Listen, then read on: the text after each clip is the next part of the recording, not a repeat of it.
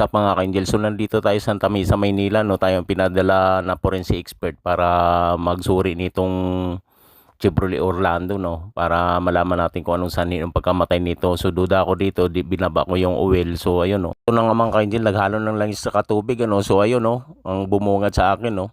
Yun, durog na durog yung piston ring, tsaka barag na barag yung piston, durog na talaga, binaba kong oil pan. So tatanggalin lang natin yung mid-drive pulley, no? Gamit lang tayo ng special tools, E18.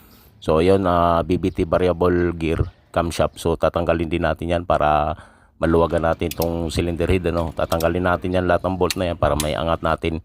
At ito na nga bumungad sa akin mga ka-angel, dahil itong kalunos-lunos na sinapit, barag na barag yung piston, no. Nakahati na siya, basag pa yung liner ito, nahiwa yung liner, cylinder head block.